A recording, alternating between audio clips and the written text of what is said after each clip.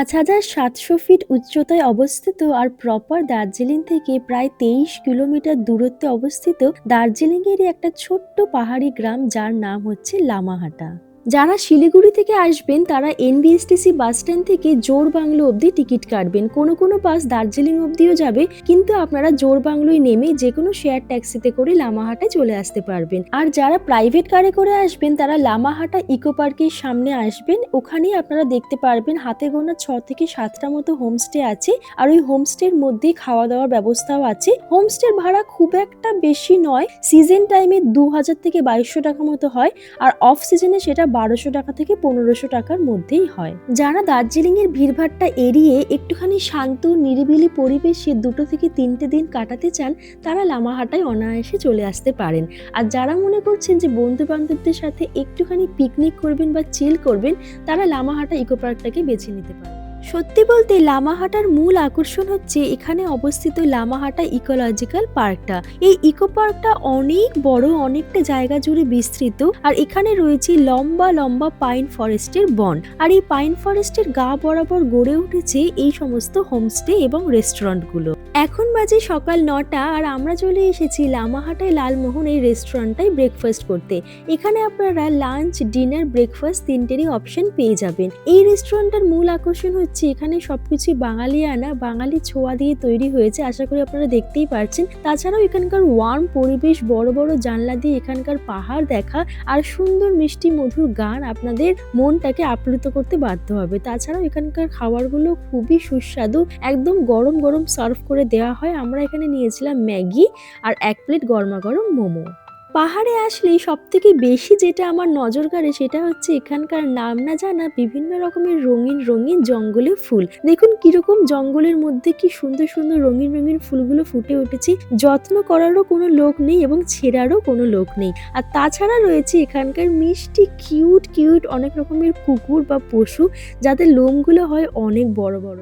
এখন বাজে সকাল 11টা আর মাত্র 20 টাকার বিনিময়ে আমরা এখন প্রবেশ করতে চলেছি লামাহাটা ইকো পার্কের ভিতরে। এই লামাহাটা ইকো পার্কের মূল আকর্ষণ হচ্ছে এখানে ফুটে থাকা অনেক রকমের নার্সারিতে সুন্দর সুন্দর ফুল, আর রয়েছে প্রচুর পরিমাণে পাইন ফরেস্ট। আর সব থেকে ইম্পর্টেন্ট এবং ফার্স্ট যেটা ব্যাপার সেটা হচ্ছে যে এখানে পাহাড়ের উপরে একটা খুব সুন্দর জাগ্রত লেক আছে যার নাম হচ্ছে সেরিন লেক, বা এখানকার অধিবাসীরা বলে পোকরি বলে।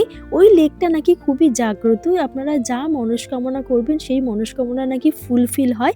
তো প্রায় অনেক ব্যক্তি আছে যারা প্রায় 1 থেকে 1.5 কিলোমিটার অবধি পাহাড় ট্রেক করে সেই লেকটা অবধি পৌঁছন, ওখানে কিছুক্ষণ সময় কাটান।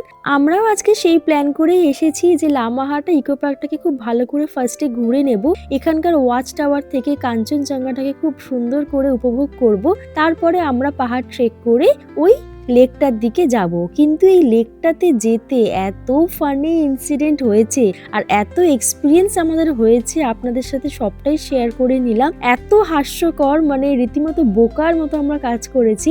আপনারা ভিডিওটা সম্পূর্ণ দেখুন তাহলে বুঝে যাবেন। এখানে কিন্তু সিঁড়ি বাঁধানো প্রপার রাস্তা নয়, হ্যাঁ, রীতিমতো পাহাড়ে এখানে চড়তে হয়। আর আজকে ওয়েদারটা এত ভালো, রোদ ঝিলমিল করছে পাইন গাছের ফরেস্টের দিয়ে, কিন্তু আমাদের জুতো আমরা নর্মাল পরে এসেছি তো ওটাই চাপের, গ্রিপওয়ালা জুতো পরে আসতে হবে, তাই না বলো? হ্যাঁ, দার্জিলিংয়ে আসলে এত বৃষ্টি হয়েছিল, বৃষ্টিতে পড়েছিল। সেটাই, আসো আসো, কি সুন্দর পাইন ফরেস্টটা। আহ, আমি পড়ে যাচ্ছি। আসো আসো, সামনে আরো সুন্দর রয়েছে, দেখো কি ভালো লাগছে। আসো আসো, আস্তে আস্তে যা, হাঁপিয়ে গেছি, সবে একটুখানি এসছি। ভালো লাগছে, আসো উঠি। হ্যাঁ, রাস্তা উপরে নাকি একটা লেক আছে, সেটাই দেখা যাচ্ছে। ওরা আমরা জানি না লেকটা কোথায়, খুঁজতে হবে। দেখো। আশা করি আপনারা ভিডিওর মধ্যে শুনে নিয়েছেন যে আমরা জানি না আসলে লেকটা কোথায়। তো সত্যি আমরা জানতাম না যে লেকটা কোন দিক থেকে উঠতে হবে বা কিভাবে আমরা যাব। আমরা জাস্ট আন্দাজ মতো যাচ্ছিলাম, 2-1 জন যাচ্ছিল দেখে পরে তারাও নেমে এসছে, কিন্তু আমরা কন্টিনিউ করে গেছি। আর সেটাই যে আমরা কত বড় ভুল করেছি সেটাই আপনারা দেখতে থাকুন। ভেরি স্ক্যারি, লিটারালি আমরা পাহাড়ে উঠছি। উঠে তো পড়েছি, কিন্তু নামতে যে কি হবে আমরা সেটাই ভাবছি। বসে বসে স্লিপ কেটে নামবো। এদিকে কি দাঁড়াও, এদিকেও একটা রাস্তা যাচ্ছে, এদিকে যাবো না? এদিকে তো আমরা আরো নিচে চলে যাচ্ছি, এদিকটা মানে উপরে। কিন্তু সাইনবোর্ড ছিল এইদিকে যেতে বলছিল। চলো চলো বাবা, কি ডেঞ্জারাস।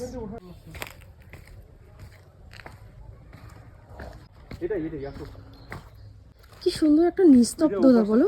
ওয়াও মানু, কি ভালো লাগছে উপরটা। আলো আছে, ওপাশেই ঝিল আছে, কারণ দেখো আলো কি সুন্দর হয়ে রয়েছে না, অসম্ভব সুন্দর। চলো চলো চলো, এত ভালো লাগছে। একটু কষ্ট হচ্ছে ঠিকই, অনেকটা পাহাড় চড়ে আমরা এসেছি, অনেকটা উঁচুতে। রাস্তা খুবই খারাপ, মানে একদম বাঁধানো নয়, কোনো ল্যান্ডমার্কও নেই, কোনো তীর চিহ্নও নেই। নিজেদেরকে বুঝে বুঝে আন্দাজ করে যেতে হবে যে কোথায় উপরে লেক আছে। আর পুরো এরকম চড়াই পাহাড়ি রাস্তা, এবড়ো খেবড়ো, গাছের শিকড়। মানে এই রাস্তাটা তো অনেক ভালো দেখছেন, এটা তো খুব ভালোই। বাট আমরা যেখান থেকে উঠলাম, উফ, ভেরি ডেঞ্জারাস, যখন তখন নিচে পড়ে যাওয়ার চান্স আছে। আলটিমেটলি আমরা কি এসে পৌঁছলাম? মনে হচ্ছে। আমার দম হালকা হয়ে এসেছে। উফ, কি জানি না এটা আমরা কোথায় গেলাম, এখানে কেউ নেই, এখানে একটা লোকও নেই। আমরা এখানে অনেকটা উপরে উঠে এসেছি গাইস, দেখুন এখানটা কেউ নেই। রাহুল এমনকি নেই, ও গেছে ওই পাশটা ঝিলের খোঁজ করতে। আমরা অনেকটা উপরে উঠে গেছি পাহাড়ের, রীতিমতো পোকামাকড়ের আওয়াজ হচ্ছে, আমার বিশাল ভয় করছে। তো গাইস আমরা অবশেষে এখানে লামাহাটার লেকটা খোঁজ পেয়েছি, এখন আমরা দেখা পাইনি। তো কি হয়েছিল মানে বলো একটু আগে আমাদের সাথে। আমরা মনে হয় না উল্টো সাইড উঠে গেছিলাম, ওই আই লাভ লামাহাটা লেখাটার জায়গায় আমরা ছবি ফবি তুলতে গেছিলাম, তুলে ওপাশ দিয়ে উঠে গেছিলাম। জানি না এপাশ থেকে তো লোকে নাবছে দেখছি। তো যাই হোক, আমরা কি করেছিলাম, ভুল রাস্তা দিয়ে ভুল রাস্তাতে চলে গেছিলাম। মানে এই যে চারিদিকে পাইন, এই যে উপরটা দেখছে, এই উপরটা চলে গেছি, অন্যটা পাহাড়ের উপরে চলে গেছি গিয়ে। এবার সেখানে একটাও লোক নেই, আমি আর ও, আর পুরো কুয়াশা। হ্যাঁ আর বলো, পুরো রাজ সিনেমা যে শুট হয়েছিল না, মানে পাইন গাছের মাঝখানে কুয়াশা, সেখান থেকে ভূতটা উড়ে উড়ে আসছে, পুরো ওরকম পুরো লাগছিল সেই দিকে। ইভেন আরো জঙ্গল, রাজ সিনেমাতে তাও তোমার ছাড়া এবং নিচটা মাটি, এটা পুরো জঙ্গল। আর মানে বললাম না, মানে পোকা মাকড়ের আওয়াজ, তাই না বলো। ডাক এই তো আর আমরা ও আবার গেছে আর একটু উঁচু পাহাড়ে দেখতে যে ওখানে লেকটা আছে কিনা, আর আমি দাঁড়িয়েছিলাম একটু নিচে বলতে পাহাড়ের উপরে। মানে আমার জান বেরিয়ে যাচ্ছিল, আমি আরেকটু হলে অজ্ঞান হয়ে যেতাম, এত ভয় লাগছে। হ্যাঁ, ওখানে সিনটা দেখে আমার না থাক, আর যেতে হবে না, বরঞ্চ নামি। ইভেন আমরা ভিডিও করতে পারিনি ভয়ে। চলো এখানটা রাস্তাটা এবার দেখো না, এই যে দেখছেন ও উঠছে রাস্তাটা, এখানে কিন্তু খাদ, এখানে পুরো খাদ নেমে গেছে, আবার এই উপরে পাহাড়। খুব ভালো এক্সপিরিয়েন্স, কখনো আসা হয়নি এরকম জায়গায়। কিরকম দেখুন রাস্তাটা, রাস্তা খুবই এবড়ো খেবড়ো।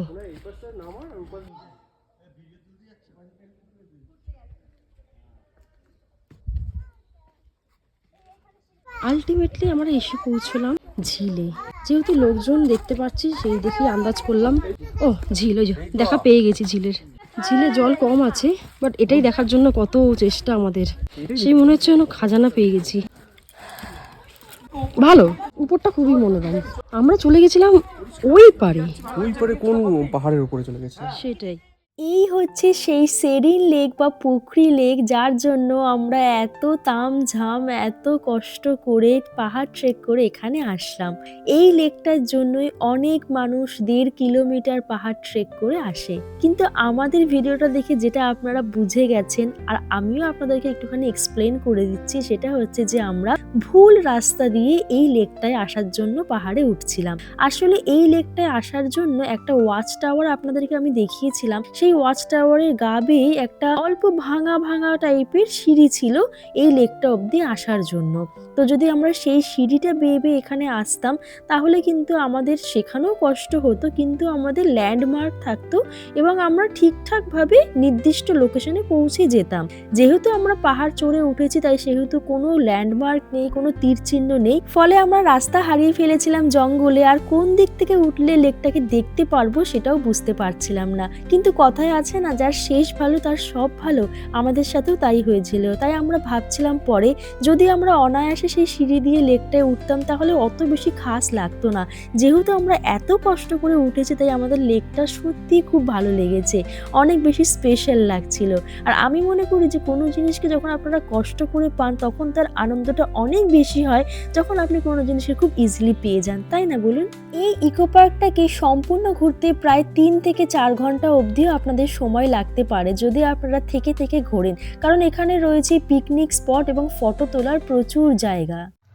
তো গাইস আমাদের ঘোরা হয়ে গেছে লামাহাটা, এবার আমরা নামছি। আমরা এত বোকা ছিলাম, আমরা পুরো পাহাড় ট্রেক করে রীতিমতো গেছি, বাট এখান থেকে এত ইজি রাস্তা আছে বাঁধানো, সেটা আমরা খেয়ালই করিনি।